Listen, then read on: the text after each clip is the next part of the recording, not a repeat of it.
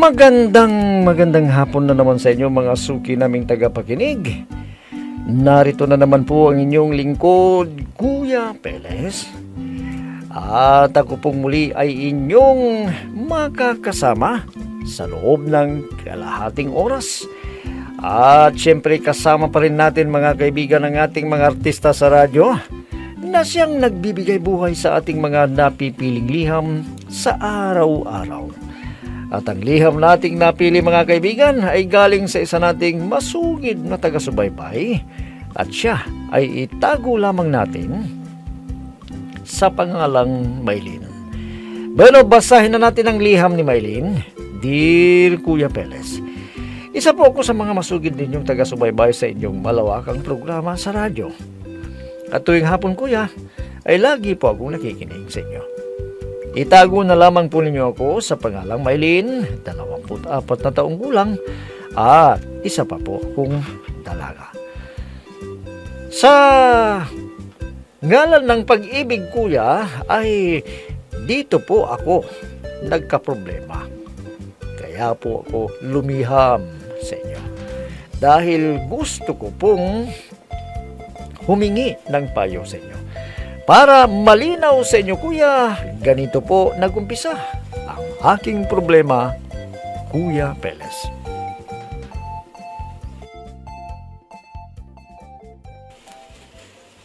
May kasintahan na ako, Nardo. Kaya kung maaari, tigilan mo na ako.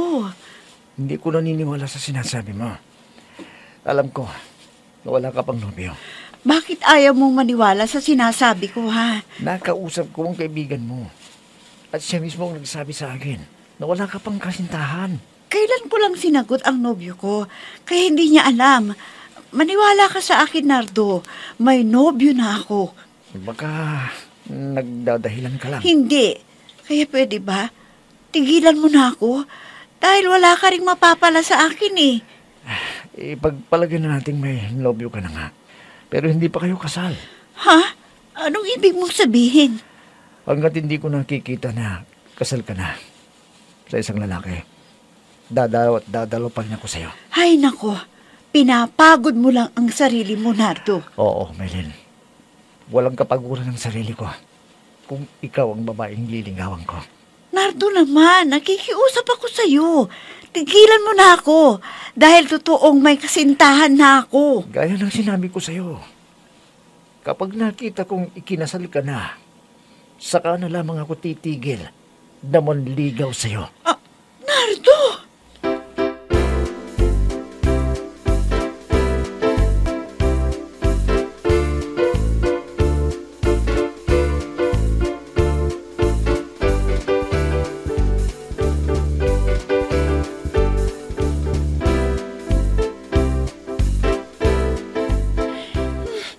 Nakakainis talaga ang Nardo na yun. Bakit? Parang mainit yata ang ulo mo, anak. Oo, mainit ang ulo ko dahil may problema ako. Ano naman ang problema mo? Hindi niya kasi ako naiintindihan, Nay. Hindi niya ako tinitigilan. Anong problema doon?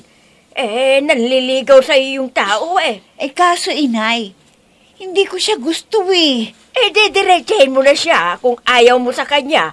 Problema ba yun? Sinabi ko na sa kanya, Inay, na may kasintahan na ako. Bakit? Meron na nga ba? Wala pa po. Oh, yun naman pala hayaan mo na lang siyang manligaw, anak. Kaso nga, Inay, ang kulit niya. Hindi naniniwala na may nobyo na ako.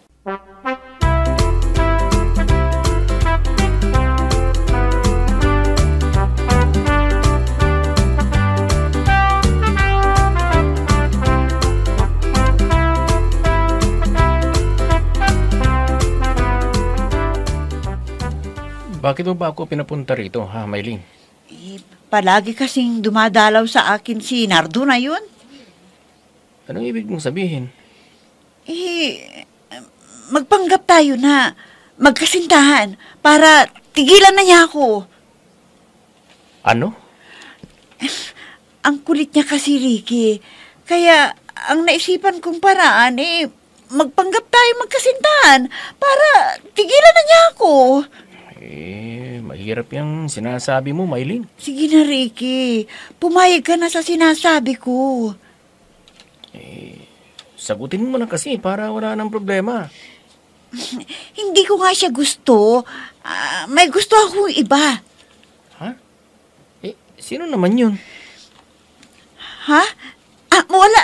Kalimutan mo na yung sinabi ko. Basta, pumayag ka na ha. Kunwari, magkasintahan tayo para tigilan na niya akong ligawan.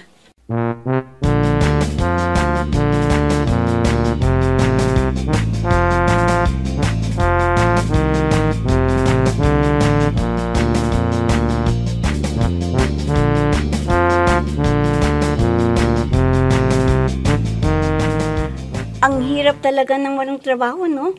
Naboboring ako dito sa bahay. Ako rin eh. Walang magawa sa bahay.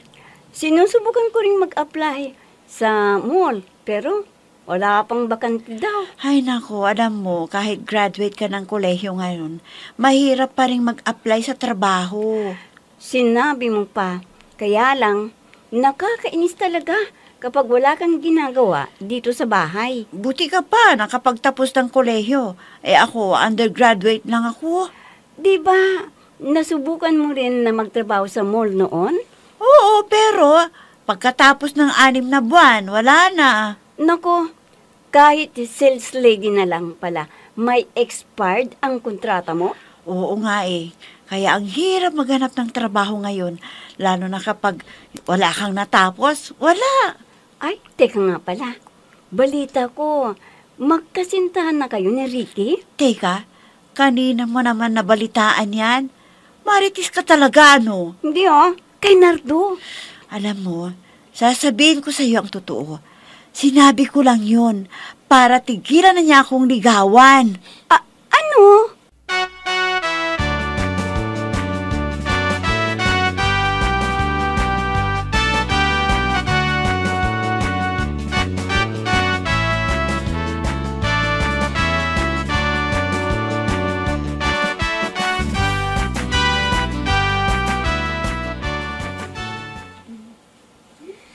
Alam mo, Ricky, nag-aalala ko sa ginagawa ko eh. Bakit? Ano ba yun? Sa ginagawa kong pagsisinungaling kay Nardo. Bakit ka naman nag-aalala? Baka malaman niya kasi na nagsisinungaling lang ako sa kanya. Nako. Hindi niya malalaman yun kung hindi mo sasabihin.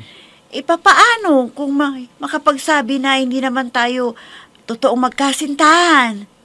Ang importante, wala kang pinagsabihan na iba. Nasabi ko na kasi kay Nancy ang totoo.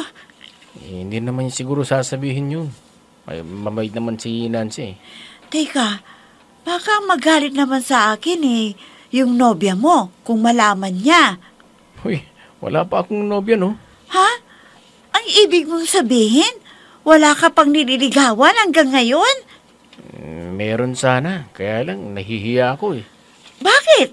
Hindi ka ba marunong manligaw? Ha? Ricky?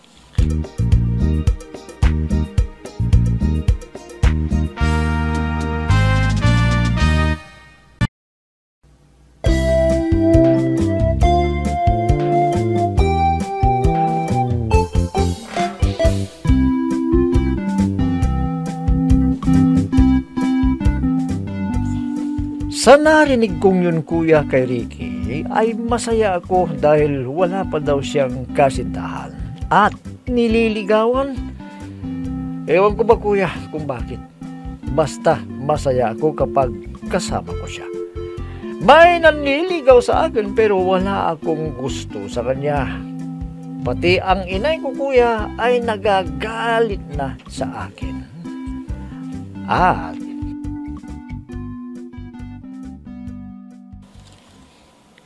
Hoy, Maylin, tigilan nyo na ang ginagawa ninyo ni Ricky. Ha? Ang alin po, inay? Yung pagpapanggap ninyo na magkasintahan kayo ni Ricky. Mas lalo ako hindi titigilan ni Nardo, inay. Paano kung malaman niya na hindi totoo na magkasintahan kayo ni Ricky? Baka magalit siya. Kahit na, inay, hindi ko naman siya gusto. May gusto akong iba. At sino naman ang lalaking yan na sinasabi mo, ha? Si Ricky po. Ano? Opo, inay.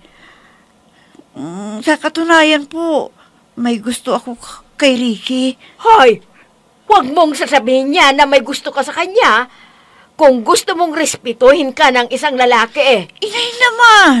Totoo naman ang sinasabi ko Kaya mag-ingat ka!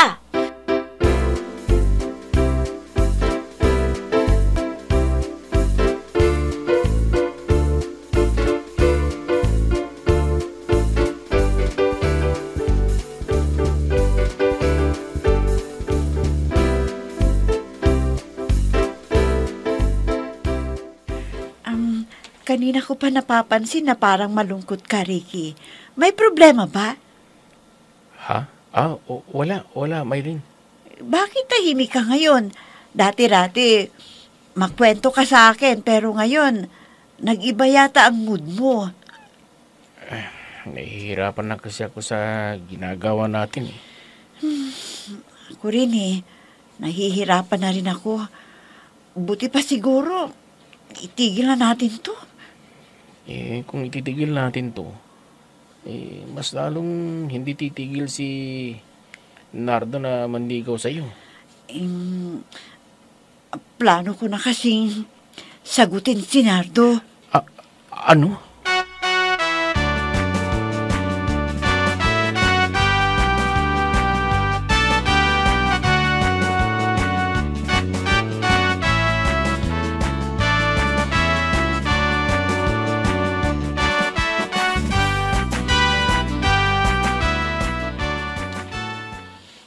Maylin, pasensya ka na kung naabala kita ulit. Bakit nga ba, Nardo? Anong kailangan mo? Nahihiya na kasi ako. Kaya, eto na siguro yung huling dalaw ko sa'yo. Nardo? Oo, Maylin. Palagay ko, wala talaga akong maaasahan sa'yo eh. Nardo? Kaya, congrats na lang sa inyo ni Ricky, ha? Nardo, kasi... Huwag kang magpaliwanag. Huwag kang maglala. Hindi na kita gagambalain kahit kailan. Bakit? May iba ka na bang nililigawan? Oo. May nakita na akong ibang babaeng liligawan ko. At siya na siguro yung babae para sa akin. Nardo? At sana maging maligaya kayo ni Ricky. Nardo, ang totoo niyan... Naiintindihan kita, Maylin. Alam kong mahal na mahal mo si Ricky. Talagang hindi tayo para sa isa't isa. Nardo!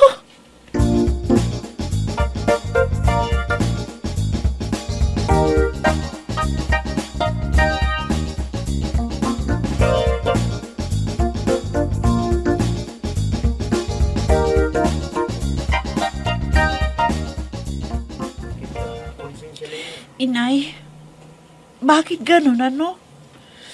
Ay, hindi na ako nidadalaw ni Nardo. Hinahanap ko siya. Aba, ewan ko sa'yo. Nung huling araw na dalaw niya dito sa bahay, nagpaalam na siya na huling dalaw na niya yun dahil may iba na raw siyang nililigawan. Anong ibig mong sabihin?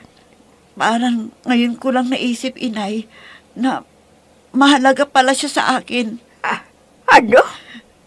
Opo, Inay. Parang mahal ko na siya. At hindi si Ricky ang gusto ko. Ay, nako. Yan na nga bang sinasabi ko sa iyo. Ang isang tao na hindi mo pinahalagahan ng matagal na panahon ay siya ngayon ang hinahanap mo. Ibig sabihin yan, nakita mo ang sakripisyo niya at kabutihan niya. Ay, na-develop ka sa kanya. Ay, nako. Mas mahirap yan. Inay, sana bumalik pa siya para masabi ko sa kanya na mahal ko pala siya. Paano kung hindi na siya bumalik? Anong gagawin mo, Aber? Hindi ko alam, Inay.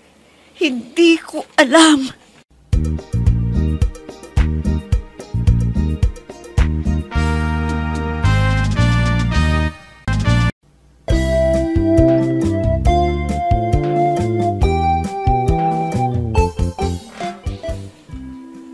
Totoo, kuya. na may kasabihan tayo. The more you hate, the more you love. At kung sino pa yung taong kinaiinisan mo, siya ngayon ang hinahanap-hanap mo. At yun nga ang nangyari, kuya. Nagsabi siya na may iba na siyang babae na nililigawan at doon ko napagtanto na mahal ko pala siya. At huli na ang lahat dahil mula noon ay hindi na nagpakita si Dato. Totoo kaya, kuya, naman nililigawan na siyang iba? Ano po ba ang dapat kong gawin, kuya? Sana po matulungan niyo ako sa aking inilapit na problema. Lubos na gumagalang, Maylin. Alam mo, Maylin, maraming nangyayaring ganyan.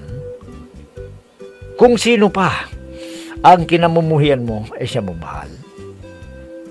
Kagaya ng sinabi ko, di ba may kasabihan, the more you hate, the more you love. Alam mo, Maylin, hindi pa naman huli ang lahat eh. Malay mo,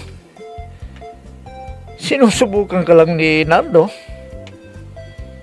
Kaya niya sinabi yun sa'yo. Dahil siguro napapagod din siya. Ito, tulad mo, baka gumanti lang siya. Kaya lang sinabi yun sa'yo. At nung dumalaw siya sa'yo, yun na yung paalam niya na huling dalaw niya sa'yo. Hindi na siya nagpakita. O baka naman may totoo nilalagaw lang siya iba. Kaya lang, masakit man sa'yo. Dahil kahit nagmahal ka o nagmahal na siya, o kung kailan na nawala siya sa'yo, saka mo na naisip na mahal mo pala siya nung siya nawala. Masakit, hindi ba, Maylin? Kaya sana bago tayo gumawa ng